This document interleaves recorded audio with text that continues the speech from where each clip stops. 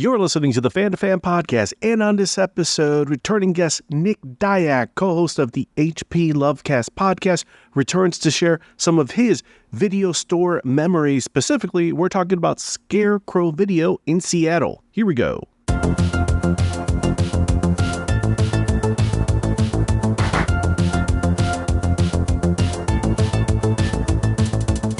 So, up in Seattle, there is a movie rental store. It's one of the last of its kind, called Scarecrow Video.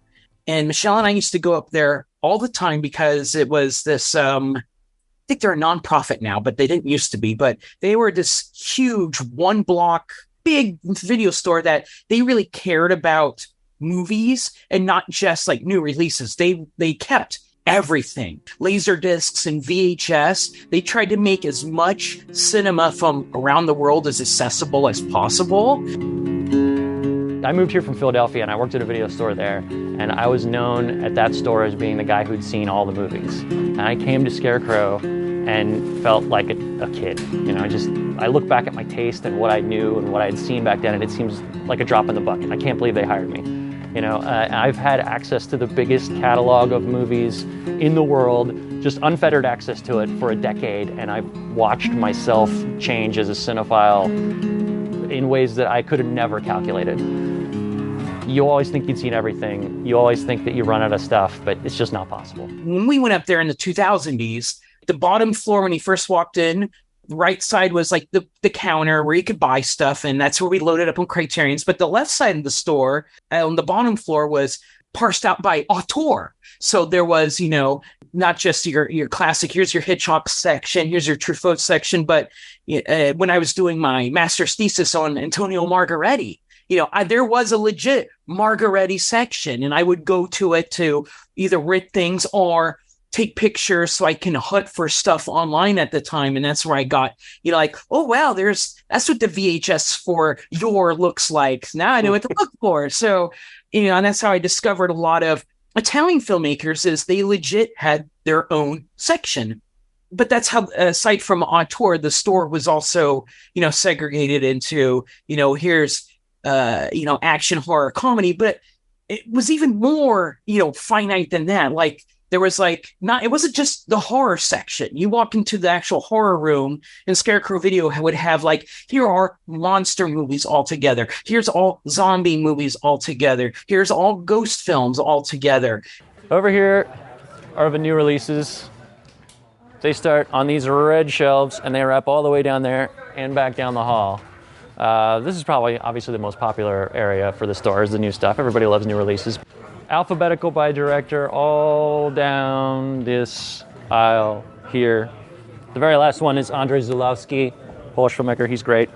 He did Possession, which you haven't, if you might have seen Possession when it got a re-release earlier this year. It's got a snake monster in it that has sex with a lady. Pretty cool movie. Here's the foreign film section. Starts with Afghanistan, a whopping 2 titles in Afghanistan. Goes all the way over here. Alphabetical by country, this way, wraps all the way around this corner, all the way down to Zimbabwe. We've got 2 movies in Zimbabwe, so tied with Afghanistan. And so they really, you know, drilled down to, if you were looking for a very specific movie, well, they have a section for you, which was fantastic because, like, you could do in a rental store back in the day, but you can't really do now, except if Netflix recommends, is I'm going to grab that movie. What's next to it and what's to the right of it? Because I might want to grab those too. The Scarecrow also did the staff recommends things. And so the shelves would have the little note card. And, you know, Bob recommends this. And there is one, I haven't seen the movie and I want to because of it. There is one staff recommends. I totally remember, you know, 15 years later, and it was in their martial arts Hong Kong section. It was for a movie called like Haunted Cop Shop 2. The recommendation was something like, you know, a ghost pees on a fire to like extinguish it. It was something really wacky like that. And I'm like, oh my God, that description totally sells that movie. I need to find, you know, Spooky Cop Shop 2. I think that's the translation of it. Surprisingly, I have not followed through on that life goal yet. So I think maybe I have some Haunted Cop Shop 2, something like that. But that was like the description of it. And of course, the other descriptions of staff recommends were equally as silly, which, there refer a lot of offbeat exploitation psychotronic films. So that's Scarecrow Video. Oh, I'm a big fan of some of our little subsections in the foreign area here. This one's one of my favorites, Bruceploitation. These are for all the fake Bruce Lee movies that they put out after he died. So like, let's see, Dragon Immortal, that's good. Here's the Justin Lin movie about all the guys trying to be the next Bruce Lee. I think we got Bruce Lee Rises from the Grave in here somewhere, but it's like on a pack with something else. So I'm not pulling it out right now, but we've got all the Bruce Lee movies, the Bruce Lee movies, all the fake Bruce Lees. One of my favorite sections, Bruceploitation. Just a great word. Was Scarecrow Video, was that like a house, or was it just like how big was this place? This was a fairly big place. So this was up in the University District, or right next to it at University of Washington District. So it was already kind of a more, trendy, hip, liberal type area that would be receptive to, having a cool video store. And in fact, basically kitty corner from Scarecrow at the next light was a bookstore called Cinema Books, and it was ran by a lady named Stephanie, and she was like 100 years old. And I don't mean that disparagingly, because she looked exactly like someone who was like in the Art Deco era. She was always dressed in like these dresses that were so 30s and 20s Art Deco-ish, but she had a store that was this, roof to ceiling of cinema books, and we were some of her favorite customers. And she would send us an email. Hello, I've got this book on Ruggero Deodato, Nick. Do you want to come in and get it? Hello, Michelle, I've got some silent film books. Do you want to come in and get it? So our trips would be stop by Scarecrow Video, load up on rentals or load up on movies, go kitty corner to Cinema Books, load up on books. It was just a cool little area. And plus, next to it was an indie theater called the Seven Gables that we would go to when Seattle has their SIFF, the Seattle International Film Festival. They parse a lot of films out to these indie theaters, and this one unfortunately doesn't exist anymore, but we might stop there and watch, some movie that would have been playing at the SIFF or something. And so memory-wise, the theater is gone, Cinema Books is gone, but Scarecrow Video apparently remains, even though they were almost gone, but they transitioned to a nonprofit so they could keep doing what they were doing, which was really safeguarding physical releases. And that's, I think you can even go to their website or something, and they like their, mission statement, if you want to use a business term, is like, not everything made it to DVD or streaming. Some things only exist on this esoteric VHS tape, and we happen to have it. And, we save that. And, you could rent those if you pay a huge deposit, that is. This is all the horror and sci-fi that we've got. And it's broken down, again, into some pretty esoteric categories. Here's one of my favorite section, Little Bastards. This is for anything tiny that wants to kill you, like Chucky or Leprechauns. We've got all the Leprechaun movies there for you. Puppet Master 1 through 100. We got European horror, Japanese horror, Korean horror, Thai horror, Mexigogo, which is your weird Mexican exploitation films like El Santo, things like that. And then here's Mondo Macabro, a lot of stuff from Indonesia, crazy movies. I'm pretty fond of these ancient Spectreman videotapes that we have. Look at this cover art. That is insane. It's so cool. Big deposits on those. You got to have like $150 to rent that, unfortunately, because they're pretty much irreplaceable. I think that's the one commonality between a lot of those large video stores that were not Blockbuster or Family Video or Hollywood Video.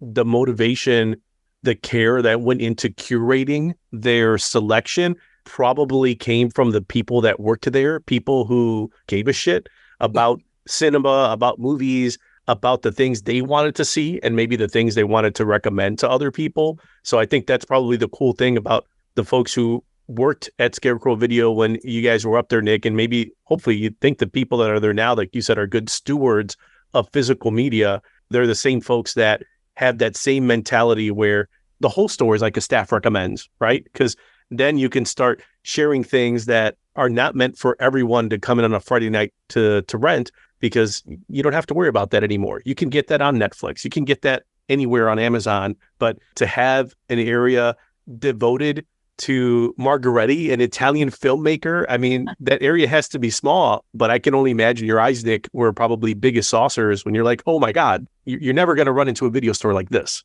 I definitely walked away from going to Scarecrow Video always inspired, always like one, new movies to check out, but two, for my own academia and research, like new trajectories to look at, new movies to look up and stuff like that.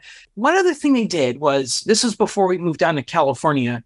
So this is at the tail end of us going up there. It was when they announced that they were no longer making VHS tapes anymore. And so the people at Scarecrow Video put together like this documentary, and Michelle and I went to a screening of it. And it was basically a compilation of, one, mourning the loss of VHS tapes, but two, since a lot of the stuff at the time was only on VHS, they were taking clips of those VHS tapes and they basically collaged it all together. So you had, stuff from like old cartoons to horror films all kind of juxtaposed together, and they had like little skits and stuff.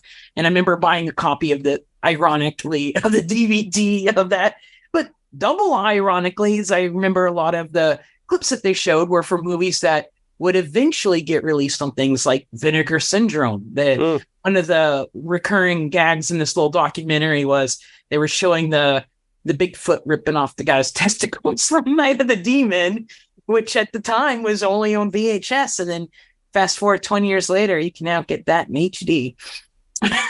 And I was right. The movie is Haunted Cop Shop 2, 1988. And specially trained government troops are sent to clean out a city plagued by vampires, ghosts, and cannibalistic zombies. How have I still not watched this 20 years later? It's funny because you mentioned the end of VHS. And if I remember right, and the internet will prove me right or wrong, I thought History of Violence was the last VHS that was produced. So when you think about that, that was the Viggo Mortensen movie. But I just the idea that those movies are not that far back. Like I remember the releases of History of Violence. So to think about how physical media has churned, it seems like there was like this moment, the era that we're certainly more nostalgic for in the 80s into the 90s, where VHS was there, and then DVD slowly came in. There was Laserdisc and stuff like that, but that always felt like your friend who had the dad who was an audiophile or a cinemaphile maybe had a Laserdisc player, and even then maybe only had like a dozen or so Laserdisc, but had like 800 VHS, right?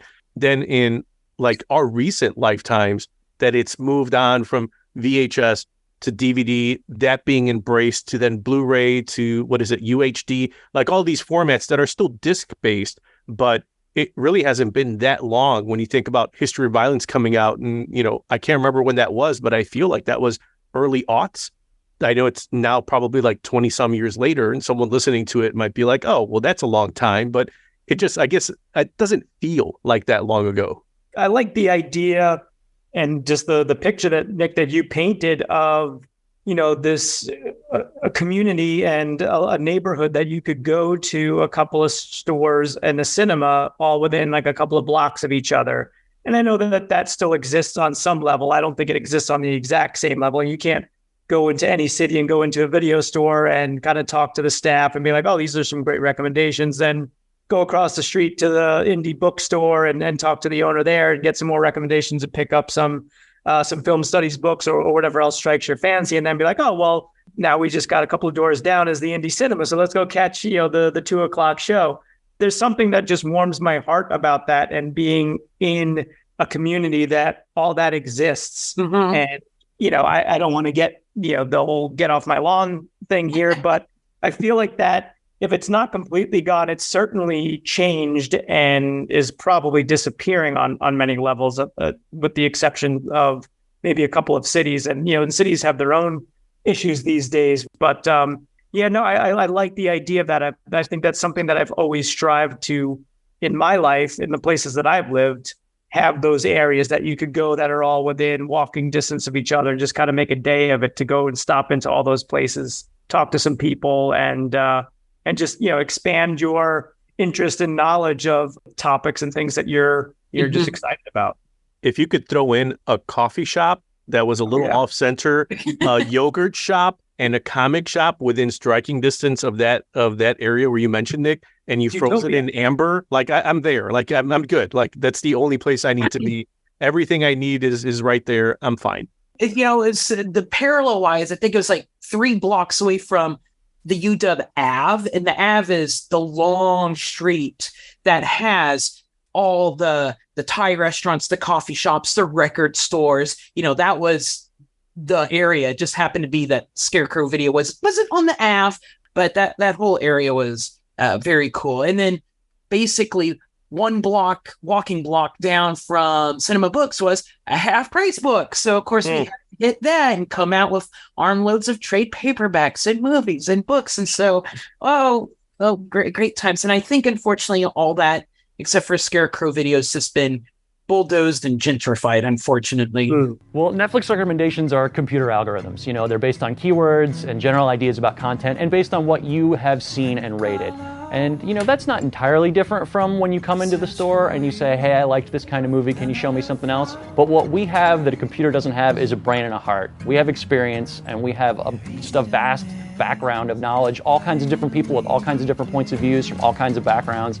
And those experiences can get translated into a much more interesting or much more creative recommendation